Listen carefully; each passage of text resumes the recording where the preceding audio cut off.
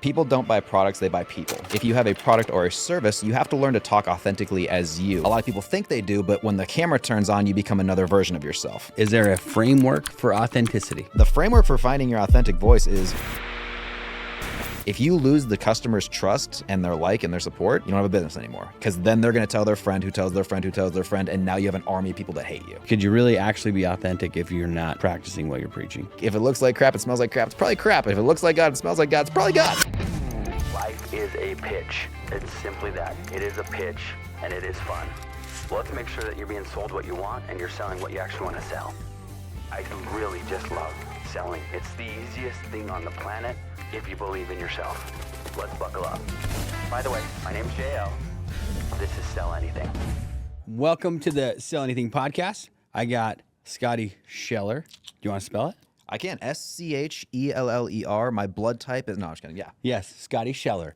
So Scotty's a social media expert. Yeah. And has been, that was my understanding. I mean, And he's got incredible hair. Thank you so much. Can we zoom in on the hair? Is it a thing? Do we have flow? Is it a pause? Which camera are we on right now? How's this frame? Are we here?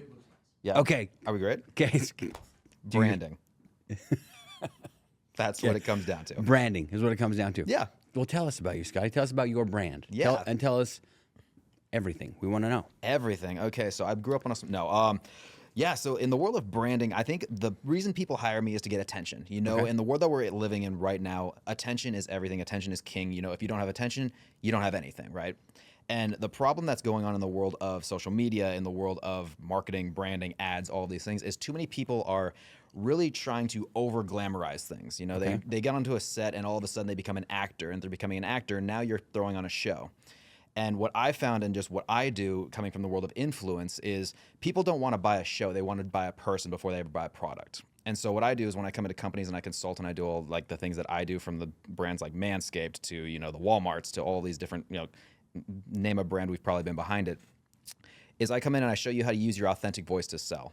And when I say that, a lot of people get kind of confused. When you see an ad from just anybody random, any company, you're going to see somebody that's talking about a product, right? Mm-hmm. People don't buy products, they buy people. And so if you have a product or a service, you have to learn to talk authentically as you. And a lot of people think they do, but when the camera turns on, you become another version of yourself. People can see right through that. We've all seen the ads out there. We've all seen the content out there where somebody starts to talk and automatically you're like, this sounds like a script. You know, they're not living as them. And a lot of people are scared to be their authentic self because maybe they're a little bit overboard, or maybe their product is a little bit, you know, too bougie or this or that. And they're trying to like deflate their actual product or their service to sell it to somebody who doesn't even want it, instead of looking at it and going, I'm going to go find the person who wants this, who's going to like me as myself, who's going to buy my product, whether they like the product or not, they're going to like me. And so they're going to have that like, that trust and respect. And so my job is to go in and teach you how to use your authentic voice in selling so that it actually converts. Okay. Yeah. Teach us, man. Teach us. Okay. Yeah, you got me. You hooked me. There we go. I'm glad. You know, that's where it starts. It starts with the hook, and it's about getting that initial eye and that initial impression, right? So you have to do something that's a little bit out there every once in a while. You know, one of my clients that's here in Arizona is the Hive Gym. And the owners, Doug and Tia, they're they're bougie. They're out there. They're very excitable. You know, they're wealthy and they have fun. And they wanted a gym and a culture that really built that name. And it's like, we want to be the most expensive gym in Scottsdale. And that was the first thing that they told me. And they're like, so like our marketing has to be directed at like, okay, well, we have to attract everybody. And I sat down and I was like, that's not what you just said. You said you want to be the most expensive gym in Scottsdale. You're not trying to attract everybody. Right. I only want the wealthy people who can afford a gym like this, who are going to respect it and want to be in that higher echelon room. Keep it clean, keep it nice. Exactly. Yep. And even go that step higher. It's like, where are the problems that people that are in that bracket find when they're at a gym? Well, the first thing they're going to say is it's overcrowded. Second thing they're going to say is, you know, parking's an issue. The third thing they're going to say is maybe it smells bad, or, you know, the staff's not that attentive. All these little things that get in this person's way. So all of my advertisements have to be calling out that kind of stuff. So instead of me leaning away from it, it's like, we're the most expensive gym in Arizona, and here's why. You know, we had a G-Wagon parked in the gym. We've had a Lamborghini parked in the gym, you know, and it starts with that. So automatically you're making that a connection. And then we start talking about it. And as you're doing that, a lot of people fall into it, and they did as well, where they tried to act as if like, oh, like we have to pretend that we're these people who have this facility. And it's like, no, just how would you talk? But do it in an exaggerated way. If you and I are having a conversation right now, I want to get to know you. I don't want to get to know the fake version of you. I don't want to get to know you acting as yourself. And so Right. I just had them be them. And through doing so, I mean, we took an entire marketing campaign that was doing absolutely nothing, and we 10x'd it in 3 months. Really? You know, and so it's like So they didn't change anything other than just taking off the mask of performance. Exactly. And they let their presence come out. exactly, and just Wild. allowing yourself to be yourself. You know, too many people think that they have to put so much behind a production and so much behind, you know, media and so much behind ad spend, which ads are great, and you know, that's my livelihood. But if something doesn't perform organically, you can't expect it to perform in ads. You know, Gotcha. And like, because all ads are is basically you're paying for virality. You know, if you can make something go, and that's why I tell most of the companies that I work with, just free information. It's like, test things organically. You're going to see what works organically. And if something has like a little bit of a bump, if you're getting 20 views on a post and you're a brand new company and all of a sudden you put a post out, it gets 300, you know it was a good post. Now all you have to do is just throw some ad dollars behind it and just make it go even more viral. Because if it worked a little bit, it's going to work a lot. And that's how you get data. Too many people just blow ad dollars trying to test things. It's like, no, like test it organically and then go and give it some time. And once you build up that voice and you build up your actual vision for your business, it's easy because then you just stay in that vision. You don't change it. Gotcha. So sometimes I like to think in frameworks, right? Let's go. Is there a framework for authenticity that like you take that you can disclose and not give away what you do to be paid, but Yeah. like Well, no, let's give it away. I mean, that's what it's all about, you know. I mean, the framework for finding your authentic voice is think of how you are with your best friend. You know, if I called you right now on, let's say we're best friends. If I called you right now on a FaceTime, how would you react? I would probably flirt with you Okay. because of your hair. There we go, baby. That's what it's all about. Come on. But like, you know, that's the authentic part of it. If you're goofy, if you're fun, if we have that kind of relationship and that's you, let that out. Don't feel like you have to act as somebody because now you've already lost the connection. The thing about like social media content and ads and all of these things is when somebody sees you on social media, when they get in the door, it should feel like you're a friend. It should feel like they already know you, especially with small businesses. If you can literally make somebody feel so confident and sold on you before they even step in your door, that when they shake your hand, it's almost like they'll start talking to you as if you've known them for years. You won, you know? And just like the same example is over at the gym. There are people that walk in all the time and call Doug by Doug. And they're like, hey, Doug, how's it going? He's like, I've never met that guy. And it's like, how'd you see me? He's like, oh, no, I saw you on the internet. It's like, oh, you know, like, oh, it's great to see you, man. Like, how's it going? It's like they feel that connection and that, like, they're already sold on the product because they feel like they know him. Dude, that makes sense to me, man. The ads, the things that I have bought offline, right?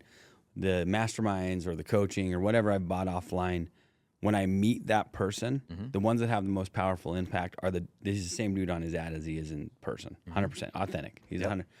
Like what? And you probably know of John Madsen or maybe. Of course. Dude, John is he's the same dude regardless of where he's at. Exactly. He's almost even a little bit nicer in person because he's got to get a little bit into someone's ego to get them to be like, oh shoot, I should listen to this guy. Exactly. But okay, I get it. Yeah, exactly. And you just said it yourself. It's like when you're doing ad work and you're actually trying to push something, you have to have that little bit of an edge to you. You know, when I sit down and I coach, like personal coaching is like probably like where you're going to see this the most is I want people to get an emotional reaction to you, you know, and that can be in anything, you know, that like, because literally emotion is just energy in motion. I just need to change your energy. That's it. If that means I have to get you mad at the beginning, cool. If I have to get you happy and laughing, sweet. However, I have to hook you in to get you listening to my message is what I'm going to do. You know, and so I take the person and I go, who is this person? Okay, if I need to get them a little bit salty and I need you to kind of have that edge to you, I'm going to do it. And you have to be okay with being the hero and the villain. You know, because at the end of the day, you are going to be the hero and the villain in your own story. You know, people are going to love you. People are going to hate you. Where are you going to be in that middle part? You know, and so if you need to get a little testy, get a little testy. But through your messaging, that's what actually sells you as a person. So hit him with a hook of maybe it gets you aggressive. You say like, I don't even care if your dog died today. Yeah. But I'm going to break this down. And through your messaging, you basically just kind of like put their wall down a little bit. So by the end, they're on your side. Or if they're not on your side, you just continue to let them talk. You know, I don't really care if you like or hate me as long as you're talking about me. I mean, it's going to help engagement. Okay, fair. So how did you get into this? Yeah. So were your consulting companies like Manscaped, which if you're a dude, you probably have heard of Manscaped. I have helped you shave your balls. Yes. Yeah. When you say it that way, It's like, an interesting one. Yeah. When you say it that way, it's like, you did? You were there? But, Oh no! Yeah, You don't. yeah. You have no idea how many times I've been out at dinners or something like that, and some big sweaty guy will walk up to me and thank me for that, and just saw me in an ad, And because, yeah, because I was in the influencing space. I mean, that was my job. I was the face of Manscaped for a long time. Were you really? Oh yeah. And so people will come up and be like, "Man, my balls have never been nicer because of you." And I'm sitting at a date with a nice woman, and she's like, "What was that?" And I'm like, "Let me explain. You know, it's it's an interesting world we live in, but it does happen." That's wild. Yeah, man. Okay. So Manscaped, the Hive, obviously the most. Scottsdale's not cheap as is. No. So if you're the most expensive gym in Scottsdale, I've never been to the Hive, but I've heard a ton about it. Whenever you want to come through, you're always welcome, bud. Well, I appreciate that. So how did you end up on this journey? How did you end up being you? Funny enough, I was supposed to be a hockey player. That was my Really? goal. That was my life. Where yeah. are you from? Originally from San Antonio, surprisingly. But Yeah, there's not hockey down there. not really. It's a little humid and not a lot of ice, but you know we have a lot of fun in pools. But Yeah.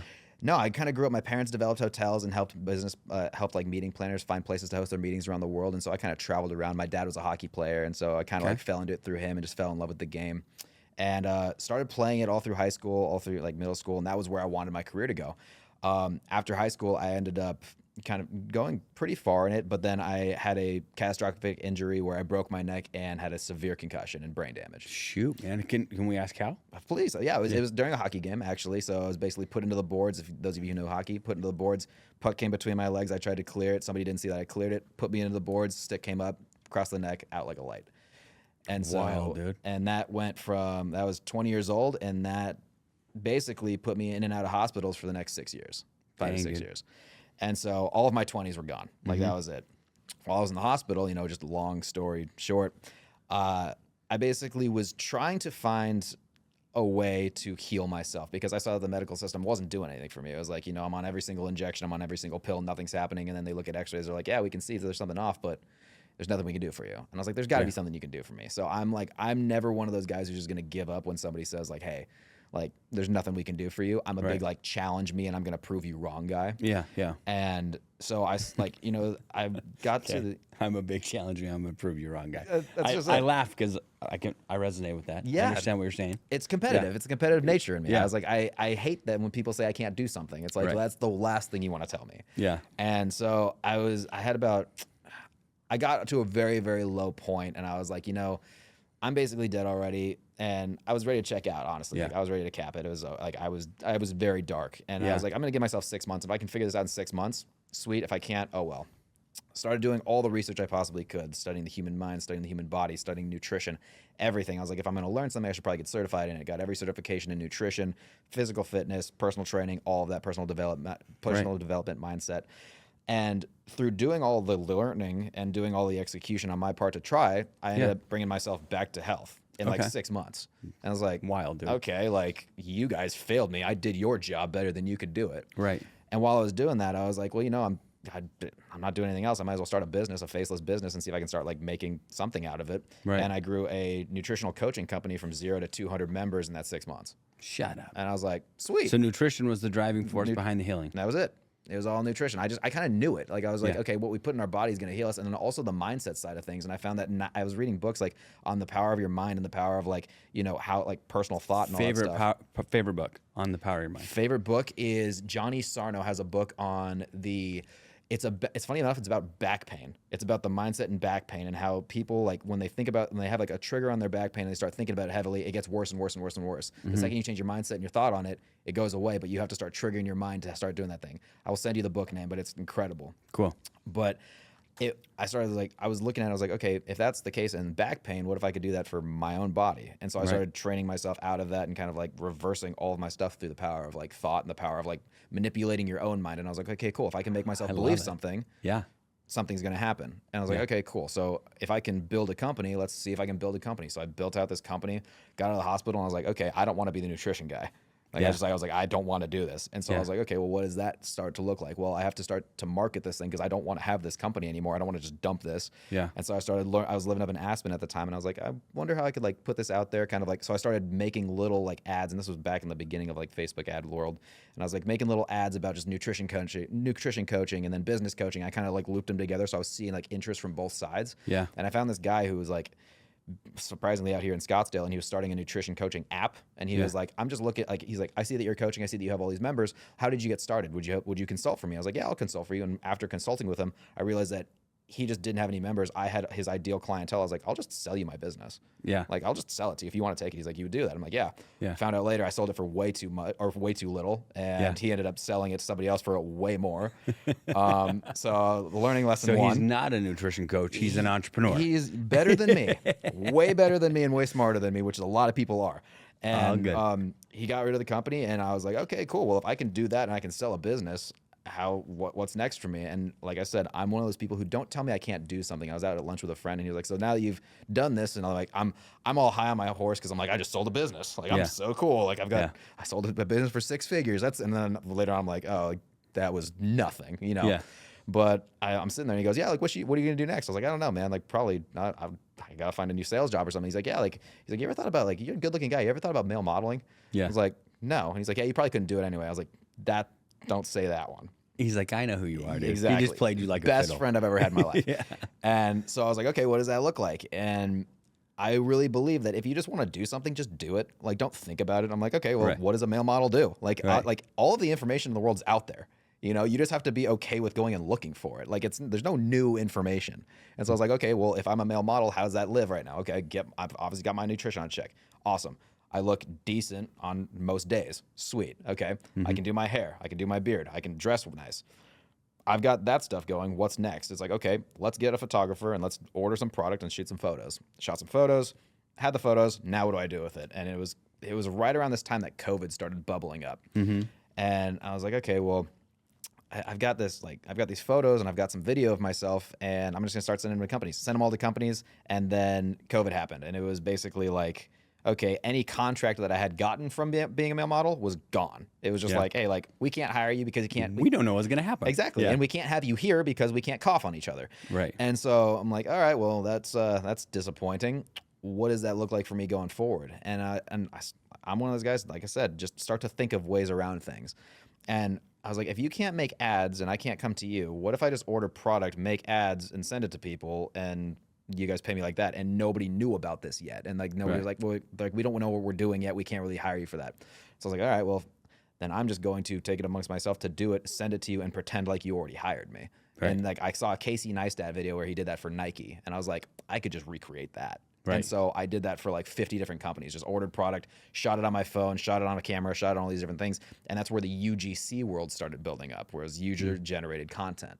Gotcha. And so that was no longer this high-end production stuff. It was user-generated content. And I was like, okay, so if I'm going to sell a product to somebody, or if I'm going to use this product, if they see me organically on just like social media, talking about a product, talking about how it fits, and solving the problem, they might buy it. And so that's all I started doing for all these companies. And then it was the Black Friday of, I think it was like 2021. And all of a sudden my dad like shot me a text. He's like, hey, like, I just saw you pop up on my Facebook. Like, what was this post about? And I was like, I didn't post that. And then he's like, well, I just saw like another company, like, you're coming through these companies. And I was like, oh, that's interesting. And so I like went on and I started seeing myself, and I was like, interesting. And then I started getting emails from the companies being like, hey, we'd love to contract you for another round. I'm like, you didn't contract me for the first round. Yeah. and then there was like that, oh, legal. And then, so can we use usage rights? Like all that stuff. And so I started learning that, oh, there's a business here. Like there's an actual, like, you guys need my services. Yeah. And so I just started doing UGC content for all these brands before anybody really started doing UGC. And I became that first guy that was the face of all these brands. Wild, because dude. I understand that business is 3 steps. It's find the problem, it's find the solution, it's sell the solution. Yeah. In clothing, the biggest thing for men is if I see something online, I do not know how it's going to fit. I don't know what that model's sizing is. I don't know how tall he is. And so my first thing for every clothing brand I was doing, I was like, I'm 5'9", 155 pounds. I'm wearing a small in this. This is what a large fits on me, and this is how pants fit on me. So I'm solving your problem. You know exactly what you're getting if you're 5'9", 155 pounds. And in your mind, you can go, okay, if that's a small, it's a little tight. Okay, I'll go with a medium. Right. And just start solving problems like that. In every product, I just did that. I found their problem, and then I'd address the solution, and I just sell this product as the solution.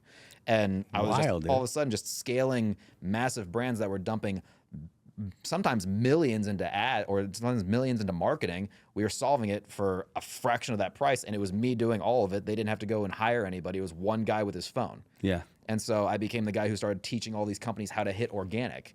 You know, and then this went hand in hand with like what Gary Vee was teaching at the time. So everybody was listening to Gary Vee, seeing that I was kind of taking those, like, the things that he was selling or the things that he was saying, and just making them a reality for people and being like, no, like, his process works. Like, if you just do it right and do it at scale, Right. it works. You know, it's not stupid stuff. Like the guy's a genius. Yeah. All you have to do is just do it. The most important part is the execution piece. Most people Right. don't know how to execute, and then they also don't know how to be themselves.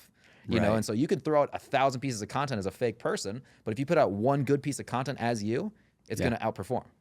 Wild, dude. That makes a ton of sense. So 50 different brands. Yeah, in the beginning, that was it. Why? And Gotta be a workhorse. so now though, you're just consulting companies. Just about consulting. I really like every once in a while I'll find a company like I'm the main face of BYLT Basics clothing. Are you really? Yeah, so if you go online and you'll see my ads hit you every once in a while. I'm sorry, but That's like okay, if I'm dude. selling you a shirt, I'm happy. Dude, that's the funny thing is because BYLT, I got extra larges, and I was like, these do not fit me, bro. But all. the double X's, they're way too big. But if someone would have been like, and then maybe actually now that I think about it, you guys have in there now this is the model, this is how tall he is, this is how it is. Yep, That was you. You did that. we break it down. BYLT's great, dude. I love BYLT. Yeah, man. And and I also like every company has to be okay with everybody's not your ideal client. Everybody's not your ideal customer. I know with BYLT that I'm not selling to everybody. If Right. somebody if I look at somebody and they come up to me and they're just like not the right build and they're like, "Hey, how would this fit on me?" I'm like, "It won't."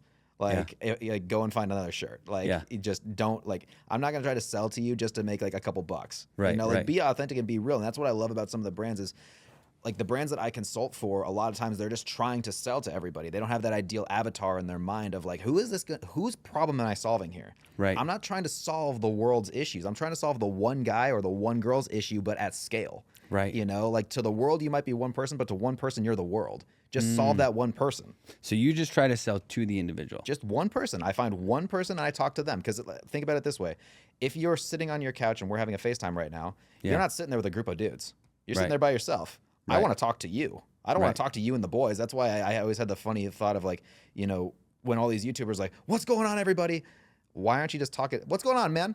There's Yeah. a difference in feeling there. Now I'm connected Yeah. to you. I know that you're only talking to me and we're actually in a room together. Instead of you Yeah. talking to all of my buddies, I'm not with them. Right. You know, I automatically lost connection with you. Yeah. You know, that and makes so sense, connecting dude. one-on-one with somebody, that's how it goes. Okay.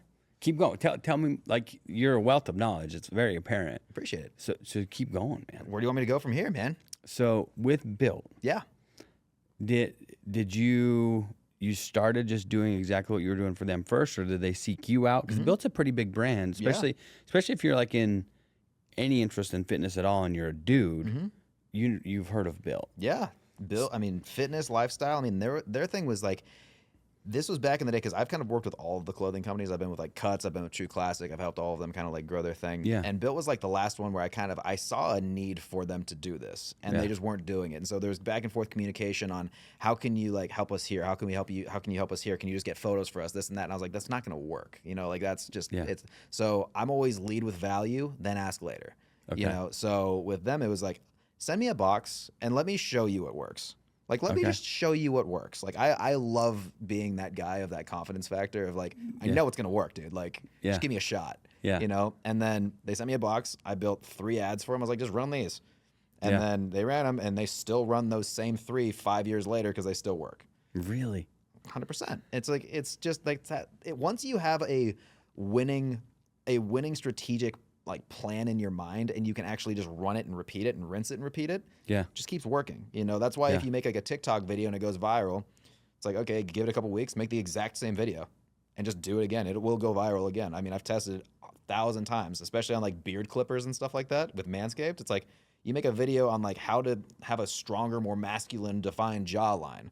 And then you show people how to use their buzzer. You're finding the problem. If you want this and you want to look like this is how you do it. Then you take them through how to use the buzzer and you take them through how to actually get that defined jawline. And then at the end of it, it's just like, this is the product I use. If you want this, use this product. Find the Nuts, problem, find the solution, sell the solution. And then all of a sudden, it goes. Away it goes. Every single time. You know? It's too many people try to overcomplicate business and try to overcomplicate marketing. And it's just those 3 steps. It's just problem, solution, sell it. Or problem, solution, give it, even better. Because then you're building trust.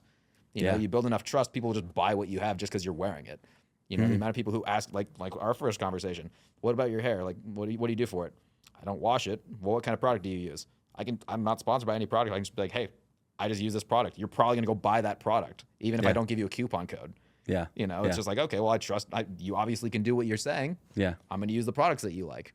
It's the word of mouth effort. So let's go a little deep for just 1 second. So when we say you obviously can do what you're saying, that just ties in directly to authenticity, but actually interlaced with integrity. Because could you really actually be authentic if you're not practicing what you're preaching? Exactly. So it all makes sense to me. Exactly. And I think that that's the biggest thing for me, because I get that question a lot. It's like, if you're working with all these brands, why do you still create content? Because I have to keep my sword sharp. Like, I have to keep seeing, because things change, you know, the market constantly changes, you know, trends change, things are constantly evolving and constantly moving. The people who, and that's also why I'm a fan of people who have courses, but I'm also not a fan of courses, you know, where it's like, if you want to have a course on something, that's awesome. But if you're teaching something that's going to change, you're kind of ripping off your market, you know, because if I could teach anybody what I do, but I can't replicate me. You know, so I could sit down and I could have a course on how to pitch yourself, how to get people to be authentic, how to be authentically you, how to do all of these different things. We could go down the list, but you're also not me. I'm not sitting in front of you. I'm not going to sell you a cookie cutter program that's not going to work for you, or it's going to work for the 1%. If I sell you something, I want to know that it's going to work for you. It's going to solve your problem. And it goes back to the integrity piece of, if I'm trying to sell you on something that's not going to work, if I told an obese man that a built shirt is going to fit him in a medium, and he gets that, and it doesn't fit him, Bad idea. Immediately he's going to go, I don't trust that guy anymore. Right. Trust is the most important thing to me, and it should be the most important thing in any business, any brand. If you lose the customer's trust and their like and their support, you don't have a business anymore, because then they're going to tell their friend who tells their friend who tells their friend, and now you have an army of people that hate you for no reason. And all these people that they told, they might be your ideal customer, but they heard it from somebody else that it doesn't work. Yeah. Dude, makes sense. It's crazy. Makes perfect sense. Okay. So now let's talk Manscaped for a second. How did that one start? That one was a really interesting one. That one was like, Did it start in the Netherlands or on your face? Of course. No, it started down below where they started.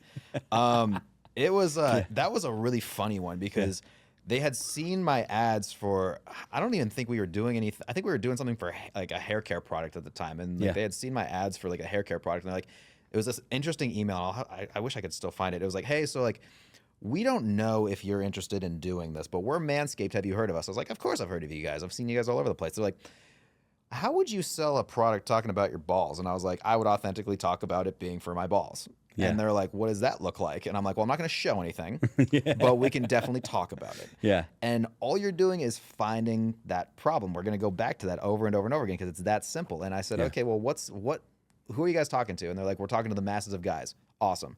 Let's break it down a little bit deeper. Yeah. Who are we really talking to? We're talking to the hairy guys. Okay. What is this hairy guy's problem? Well, he's been using scissors. What's the problem with using scissors? You can't cut yourself, bro. You are going to get jacked. Yeah. And so it's like, okay, what does our product do? Well, the product, basically, it's a buzzer, but it also has this like safeguard technology on it. So it's got this little like buffer between the blade and that. So you can literally like just push this onto your skin. It won't cut you. I was like, sweet. Does it work? You guys know it works. And they're like, yes. I'm like, if I test this thing, I'm going to be very angry. And I get a vasectomy from your thing, I was dude. like, if my kids are at stake because of you, this is going to be a problem. And so I got the product, full disclosure, used it. And I was like, okay, I can see. Well, you'd have to. You can't be authentic, dude. That's what I'm saying. I had to use it. I mean, and luckily, we're still good, I think. Right. And it was really, really quick that I was like, okay, we could easily make this, because now you start to think of how I'm going to sell this to somebody, where everybody wants to be super serious about this thing, and everybody wants to be super like, I'm a man, I do this. I'm like, I'm going to do it the exact opposite way. I'm just going to be goofy as hell. Yeah. I'm just going to talk about this because I'm goofy. Like, I'm not going to be like, guys, this is like the best thing ever. Like, now my girlfriend really likes me because like I've got, like, and I'm like, no, like, I mean, hey, if you got a sack that's hairy, bro, like, let's get down there, you know? And it's like, I'm Scott, let me show you. Just kidding, you know? And then like, but it's finding a way to kind of like get people's attention with it. So holding onto some Kiwis and then using a buzzer on it and going straight through and be like, oh, that's your old buzzer, and you know what these are, you know? So automatically you're connected. You're like, what is he talking about? Like, these are your balls. And then somebody goes, oh. You know, and then it's just like, and then you start talking about it, because everybody wants to have that engaging moment of like, well, it's cheeky, you know, like, what does he have to say? He's talking about his balls. And that was just kind of the campaign. It was like, let's make it fun. Let's make it cheeky. And so they went from this really high end, like kind of like luxury brand to let's lean into the fact that we're kind of like that nuance, like we're shaving our balls. We're the thing that everybody needs, but no one wants to talk about. Exactly. And then we made it fun to talk about. Yeah. You know, and then you start partnering with like other stuff. It's like, well, let's get in with the Testicular Cancer Society. Let's make this thing purple. you know, and then like everything that everybody buys, it goes right back to the Testicular Cancer Society. You're supporting a great business. Even if you only have one nut, you can still use this. You know, it's like it's playing around with that kind of stuff. Like, you know, allowing the things that you don't want to talk about come out. Yeah. You know, the things that you're going to say behind closed doors, as long as it's not going to hurt or like really damage somebody, it's like, have fun with it, man. Like, it doesn't matter. Like, it's a word, you know, like sticks and stones are going to break my bones, but names are never going to hurt me. It's like, it's true. And if it does hurt you, it might be time for you to like reflect a little bit and go, why does this hurt me? Right. You know, like that's realistically. Fair. Yeah, that's fair. That's fair. Yeah. That's cool, man. Okay. So now another thing, just as we've been talking. Yeah. So I noticed you have a tattoo on your finger. I do. And it seems to be a cross. It is. Tell me about, because we're talking about this tell me about it. Of course, man. No, that's my life. I mean, Christianity is that's my bread and butter. I'm going to get so excited here. Christianity is like my bread and butter, man. Like it really, I was born and raised Catholic. I tell people I'm a recovering Catholic because I'm not really Catholic anymore. Yeah, gotcha. But I was born and raised Catholic, always had faith, always had like a religion, but I was always the black sheep. You know, I was always that guy. I always had that rebel soul. The guy that's willing to talk about his nuts. That was me, you know, like, and they'll shame me for that. I had to be they'll get you. I had to be in my polo shirt, with my shirt tucked in, you know, going to Catholic school. Right. And that wasn't this guy.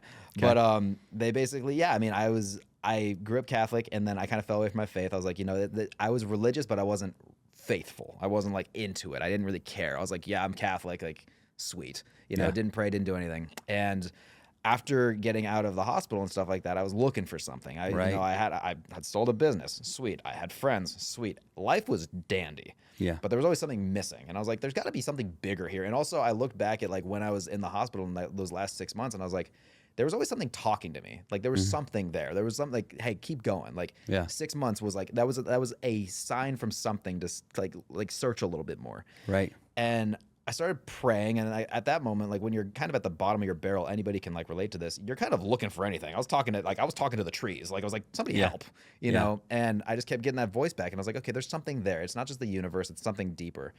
And, you know, long story short, I moved out here. I was living like, I originally like, I'll tell you that story in a couple minutes. When I came out here, I was living in my car for a little while, and I was driving around up here in North Scottsdale, just kind of like seeing the area. And on a Sunday, I had been dealing with like this one problem in like my second business that I was like, I just can't figure this piece out. And I drove by it, like there was just cars lining the street. And I was like, what is this about? I was like this is a Costco. Like there shouldn't be like cars lining the street. And I pulled around the back, and there was this little building. And I was like, okay, like they're probably having like an estate sale. Let's walk in. I'm just curious. And I walked in, and it was a church, and it was Impact Church, our old location that was up next to the air park. And I walked in, and it was like thousands of people in this small area room, but like the music and just like this feeling that I got was just weird. And I was like, kind of like it, kind of concerned, don't know why. Yeah. And I was sitting there, and I was like, you know, obviously on my phone trying to figure out this business thing, like whatever. And the Pastor Travis, came out, and he started talking about a sermon. He was talking about like holding on to something too hard and trying to overanalyze, or it was something like that, where he was like overanalyzing a situation instead of just letting the situation play itself out. Gotcha. And he like went through a scripture, and I can't remember the scripture, but it answered my problem. And I was like, I've been dealing with this for a week, and it took me 2 minutes of sitting in front of this guy to like answer my problem. I was like, whatever, didn't think anything of it. But I loved how I felt when I was there. And so the following week, I just went back, and I was like, what's another problem I'm dealing with right now? And I was dealing with like some kind of relationship thing, and he answered that problem. And I was like, so all I have to do is have problems and just keep coming back here, problem answer. Like, it's just like, that's it. And it kept happening like that, where every time I had an issue, I just started like realizing that everything that I had that was ever a problem for me was answered in the Bible. It was answered in a sermon. It was answered in some kind of faith. There's like, the Bible is literally a roadmap to life. It's a playbook, baby. It's crazy. And when you go in there, there's something for everything. Every time. And like, and so I started, every answer that I ever needed was just there. So I was like, okay, got an issue?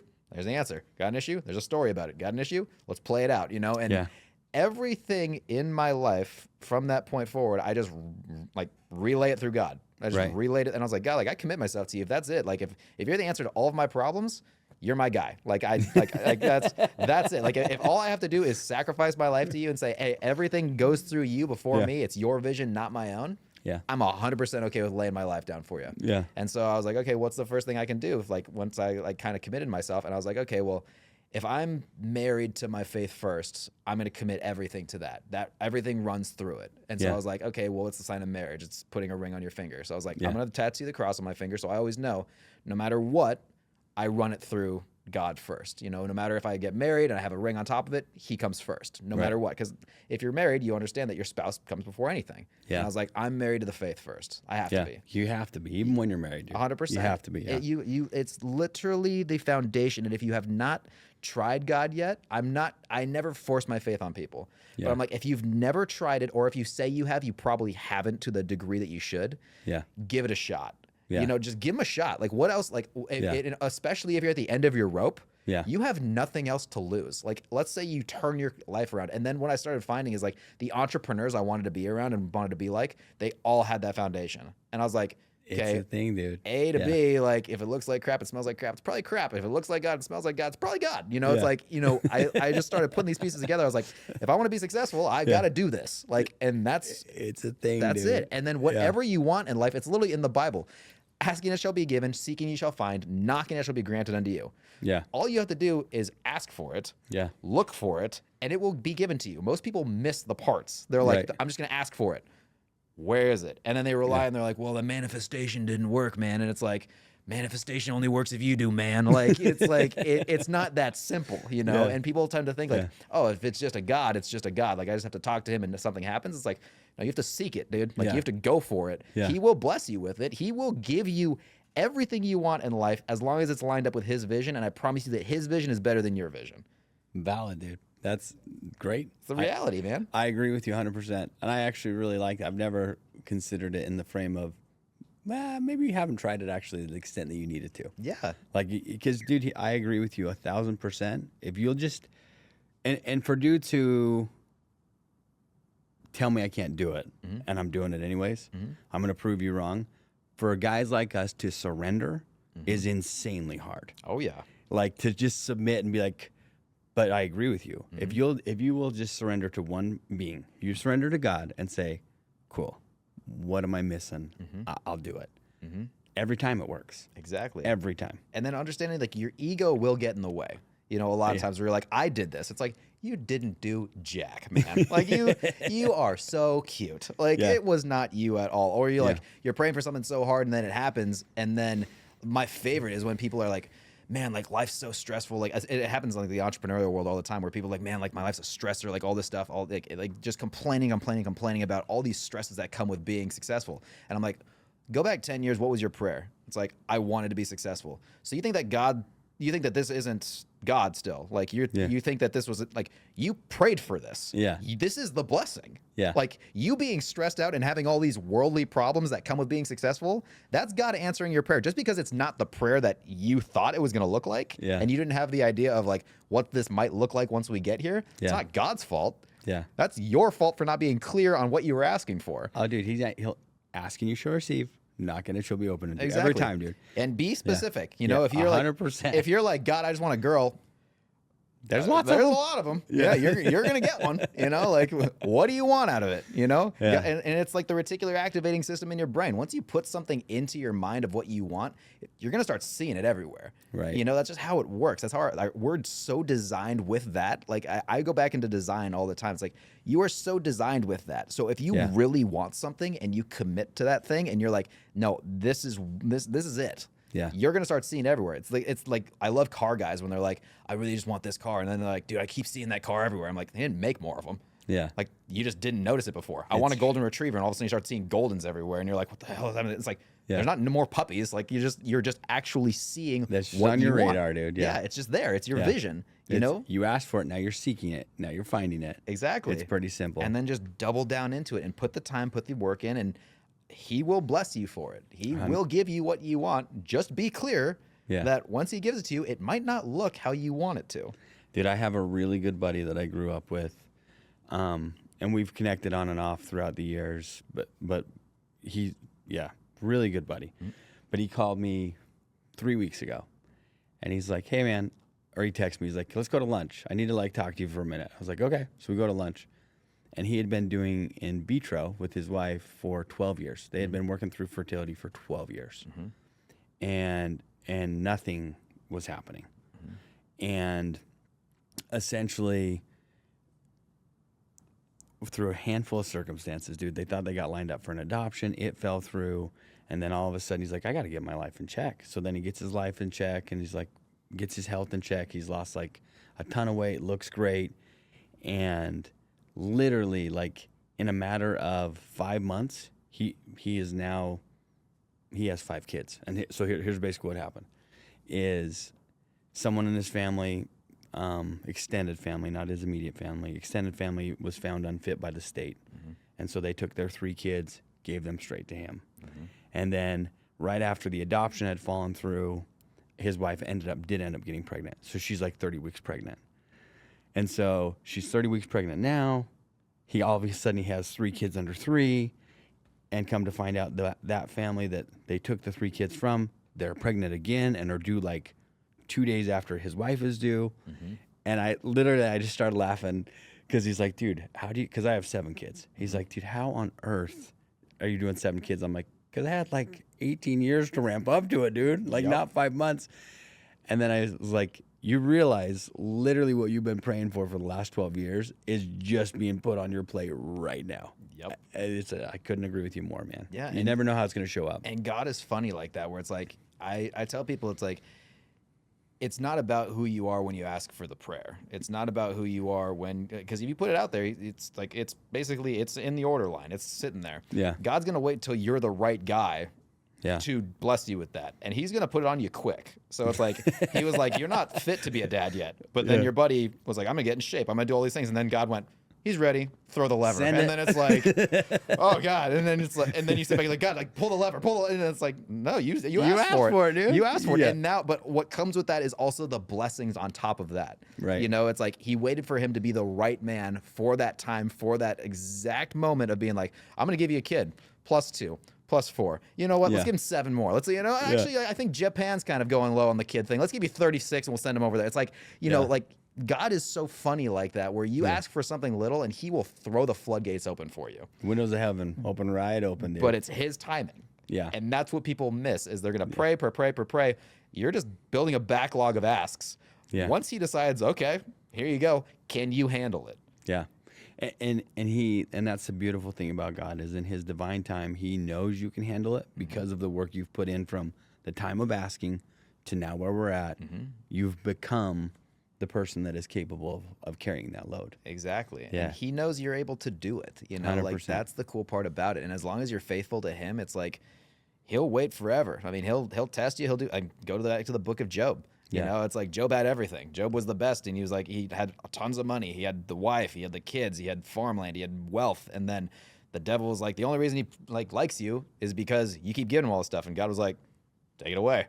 And allowed the devil to just take it all away from him. And then this guy Job is basically sick as a dog, loses his kids, loses his wife, loses everything. He's still like, nah, God's pretty cool. Yeah, he's still a cool guy. They're like, no, like, Job, like, listen, like, you don't have anything. He's like, yeah, I know. God told me it's all right. Like, we're chilling. He's my boy. Yeah. You know, and then he gets rewarded everything back. Yeah. You know, it's like, God will allow the devil to test you. Like, that's what's going to happen. But if you're faithful and you just do what he says, give it a little time. You know, like, and even if you get to the end of your life and you die, it's like, okay, well, not if, you're going to. Yeah. When you get to the end of your life and you die, what's going to be left for you when you get to heaven? You know, it's like, what's he warming you up for? It's going to be that much better. It's like, you know, and you just kind of have to look at life in different scenarios and always have like that, like, the cup's full. Like, I don't say half full or half empty. The cup's just full. Like, it's like, at the end of the day, it's like, if I walk outside right now, I get hit by a bus, that's kind of cool, because either way, if I get hit by a bus and I die, that's cool, because I don't have to worry about anything anymore. I'm done. Right. You know? But if I get hit by a bus and then I make it, it's like, oh, sweet, I get another chance at this. Yeah. You know, and now my perspective shifted, and I'm like, I could have lost everything. So now I'm just that much happier. Right. You know, so there's no negative there. It's like, you know, just pick your poison at that point. Right. You know, there's no bad situations. And I try to get that across to everybody every single day. It's like, there are no such things as bad days. Like, there's bad things that happen to you in your day. What you do with that is your choice. You know, if you and I are driving down the road in the morning and somebody shifts into my lane, flips me off and yells at me, and then I get mad and I take that home and I hit my dog, it's like, that was my fault. I could have just been like, that guy is probably just in a shitty situation. Excuse my French. He's probably in a crappy situation. And just had to let it out on somebody. Thank God it was me instead of him letting it on somebody else where it really could have affected somebody. Right. Thank God he didn't let it out on somebody who had a gun in their car and shot him. You know, Right. thank God, like, I'm okay with that. You know, Right. so it's like, it's switching that thought. And like, once you start to change your mindset around everything, nothing hurts. You know, agree. and then once you start to live in like that positive kind of like energy, things just kind of come to you. They just work, man. You know, it's fun. It just works. Yeah. Yeah. Every time. I agree with you 100%. Okay. So a question that I ask everybody Let's do it. is the whole idea of sell anything is really what I want is for people to be sold on themselves. Mm-hmm. So because coming down to that authenticity, right? If you're genuinely selling from a place of power and authenticity, you can sell anything if you believe in it. Yep. So, but in order for them to do that, they have to be sold on themselves. What's one piece of advice you would give for someone to be a little bit more sold on themselves? I think find your confidence within yourself. And when I say that, it's a lot easier than people think it is. It's Okay. make a commitment to yourself that you know that you can show up for. And that can be in anything, you know, whether it be going to the gym, whether it be getting up and drinking a cup of water in the morning, whether it be like start with something small. Yeah. Building those confidence things in yourself where when you say you're going to do something, you do it. And then you have like that integrity of going, no, when I say I'm going to show up, I'm going to show up. Right. If I say I'm going to do something, I'm going to do it because nobody matters more in your life than you. Right. Because if you can't show up for yourself, you're not going to show up for anybody else. Right. So proving that confidence and building that within yourself of, hey, I can do this. And then you're so confident when you walk into a room that if there's a problem here, I can solve it. That's Right. when you start making true impact in people's lives. I agree with you 100%. Thank you, man. Yeah, bud. And thank you for so much for coming on the show, dude. No, thank I you, think man. you dropped a ton of nuggets that are going to add a ton of value. Yeah, I So, appreciate it, man. If they want to find you, where would they find you? Yeah, I mean, you can find me all across, Manscaped. Manscaped ads, probably in your local supermarket. Yeah, you can find me at Scotty Scheller on Instagram, Scotty Scheller on YouTube, Scotty Scheller on TikTok. I'm just kind of the guy who just throws out information, has a little fun. You'll see a lot of my ad work on Instagram and stuff like that. But if you want to connect with me, shoot me a DM. I'd love to talk to you. Cool. Love it. Thanks Awesome. again, dude. Of course, brother. Thank you.